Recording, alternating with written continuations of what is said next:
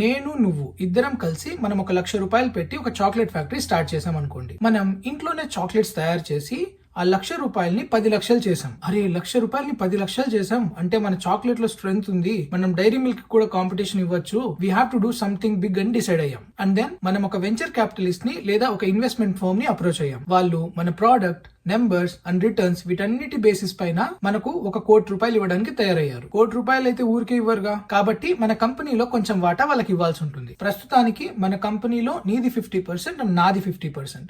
ఇప్పుడు కొత్త investor 1 crore ఇచ్చారు కాబట్టి మనం వాళ్ళకి ఒక 10% మన కంపెనీలో వాటా ఇస్తున్నాం. ₹1,00,00,000 మనం 10% ఇస్తున్నామంటే మన కంపెనీ 100% వాల్యూ 10 crores అన్నమాట. సో మన కరెంట్ కంపెనీ వాల్యుయేషన్ 10 crores. ఎక్కువ ఆలోచించకండి, జస్ట్ ఈ నెంబర్ ని మైండ్ లో పెట్టుకోండి. ఒక 2 years తర్వాత మనం ఆ ₹1,00,00,000 100 crores చేసాం and we established a profitable business.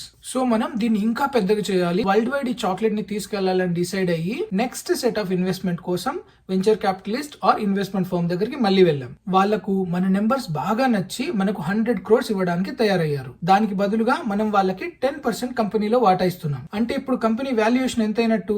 100 కోట్లు 10% అంటే కంపెనీ టోటల్ వాల్యుయేషన్ 1000 కోట్లు అని అర్థం. సో ఇప్పటికి మనం మన కంపెనీని 20% డైల్యూట్ చేసాం. నీ దగ్గర 40% ఉంది, నా దగ్గర 40% ఉంది. ఫస్ట్ వెంచర్ క్యాపిటలిస్ట్ దగ్గర 10% అండ్ ఇప్పుడు వచ్చిన వెంచర్ క్యాపిటలిస్ట్ దగ్గర 10%. కంపెనీ వాల్యుయేషన్ ఇప్పుడు 1000 కోట్లు. ఫస్ట్ ఇన్వెస్టర్ దగ్గర ఉన్న 10% ఇప్పుడు 100 కోట్లతో సమానం. పెట్టింది ₹1,00,00,000 అండ్ మనం ఆ ఇన్వెస్టర్ కి ఇచ్చిన రిటర్న్ 100 కోట్లు. అండ్ మన ఇద్దరం పెట్టింది స్టార్టింగ్ లో ₹1,00,000. మన దగ్గర ఇప్పుడు 80% ఉంది కాబట్టి అది 800 crores వాల్యూ అనమాట. సో బేసిక్ గా కంపెనీస్ ఇలా ఫార్మ్ అవుతాయి అండ్ షేర్ హోల్డర్స్ ఇక్కడ నుండి స్టార్ట్ అవుతారు.